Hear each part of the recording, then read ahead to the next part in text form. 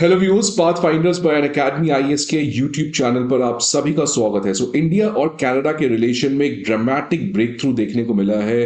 वो कनाडा जो अभी तक खालिस्तानी इश्यूज की वजह से इंडिया के साथ अपने सारे रिलेशंस को कॉम्प्रोमाइज कर रहा था, आज वही कनाडा आज वापस से भारत के साथ एक तरीके का नया रिलेशन बनाने का बेखूबी से प्रयास कर रहा है। और इसी कॉन्टेक्स्ट में अब फाइनली एक एग्रीमेंट इंडिया और कनाडा के बीच में बनते हुए नजर आ रहा है, जहां पर कनाडा जो है वो लगभग $3 बिलियन का यूरेनियम भारत को सप्लाई करेगा, जिससे भारत की जो न्यूक्लियर एनर्जी की एम्बिशंस है उसको फुलफिल करने में काफी ज्यादा मदद होगी। फ्रेंड्स, ये एक बहुत ही लैंडमार्क डील है, बिकॉज सेम डील इस तरीके का बहुत ही पहले 2013 में हुआ था।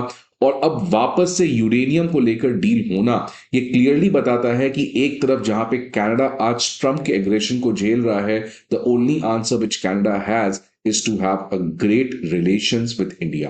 अब फ्रेंड्स, जिस तरीके से पिछले एक वीक में रिलेशंस में यू टर्न आया है, दैट क्लियरली शोज कि diplomacy is never constant, it always changes with context. और वही चीज देखने को मिला कि कैसे प्राइम मिनिस्टर माइक कार्ने, जो नए प्राइम मिनिस्टर है कनाडा के, वो prime minister of India Narendra Modi से G20 के समिट में मिले।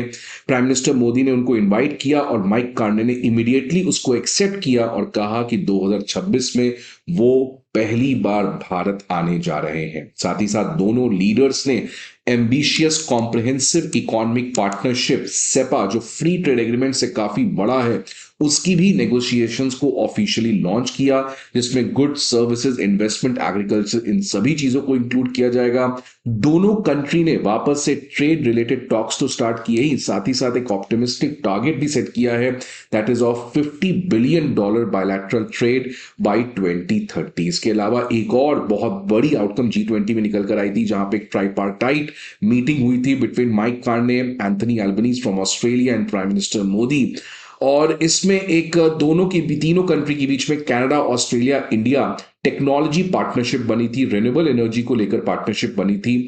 और अब इसी पर्टिकुलर पार्टनरशिप के बाद, इंडिया कनाडा के सुधरते हुए रिलेशंस के बाद, अब खबर ये आ रही है कि कनाडा जो है वो भारत के साथ लगभग $3 बिलियन का डील को जल्द ही साइन करने जाएगा, जहां पर आने वाले 10 साल के लिए कनाडा जो है वो भारत की यूरेनियम रिक्वायरमेंट को फुलफिल करने जा रहा है।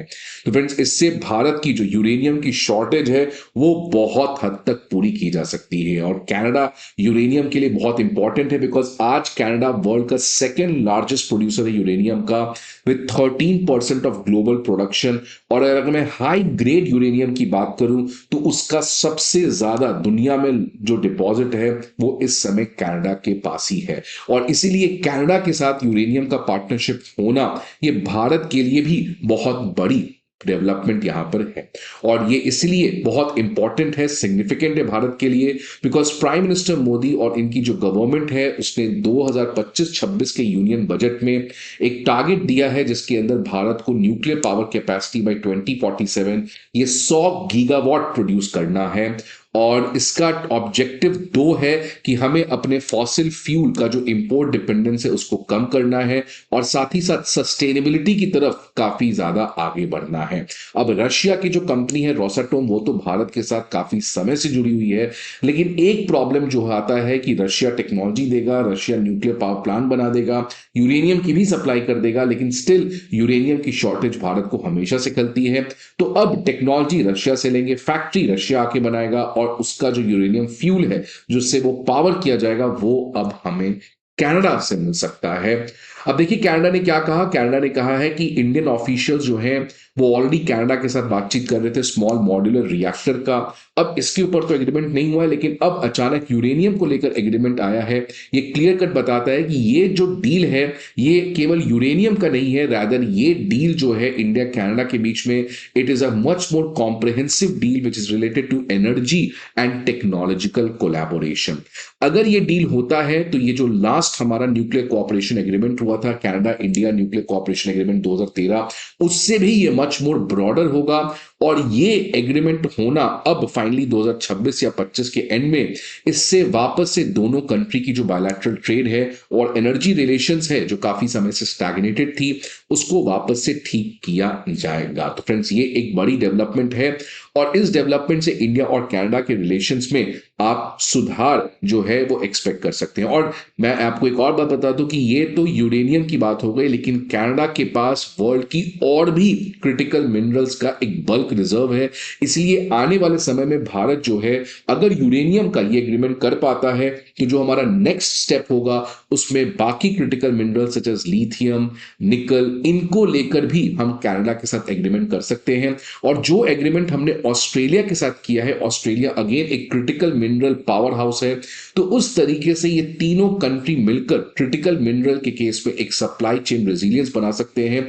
और ये बहुत खास है बिकॉज ये वेस्टर्न कंट्रीज के साथ भारत जो है वो इस तरीके से एग्रीमेंट कर रहा है जो क्लियर कट बताता है कि आज भारत का जो वेस्टर्न कंट्रीज में एक प्रेजेंस है वो काफी ज्यादा बढ़ रहा है। अब फ्रेंड्स रशिया ने ऑलरेडी आपको पता है लास्ट वीक एक बहुत बड़ा ऐलान कर दिया था, रशिया की जो एक न्यूक्लियर एजेंसी है रोसाटोम, कि रोसाटोम जो है वो अपनी नई एडवांस रिएक्टर्स जो है VVER 1200 इस मॉडल के रिएक्टर्स जो हैं अब वो भारत में लगाने जा रहा है। और साथ ही साथ स्मॉल मॉड्यूलर रिएक्टर्स जो आज भारत के लिए बहुत ही इंपॉर्टेंट हो चुका है अगर हम एनर्जी रिक्वायरमेंट की बात करें नॉर्थ ईस्ट और एनी अदर हिंटरलैंड एरियाज, तो इन दोनों चीज में रशिया जो है वो अपने टेक्नोलॉजी को सप्लाई कर रहा है। अब इस यूरेनियम न्यूक्लियर फ्यूल आने से इंडिया की ये जो प्रोग्रेस है टुवर्ड्स न्यूक्लियर एनर्जी इसको और काफी ज्यादा बढ़त मिल सकता है। तो फ्रेंड्स इंडिया कनाडा के रिलेशन में काफी सुधार है, पर देखना होगा क्या खालिस्तानी इशू वापस से पॉपअप करेगा कि नहीं करेगा, because democracy is all about politics and politics is all about compulsion. कल को सरकार कमजोर पड़ेगा, वापस से कनाडा वही खालिस्तानी मुद्दे को चलाएगा। बट इस समय रिलेशंस ठीक हो रहे हैं and let's hope for the best. I hope आपको ये वीडियो अच्छा लगे। See you again in some other video, till then good bye and take care.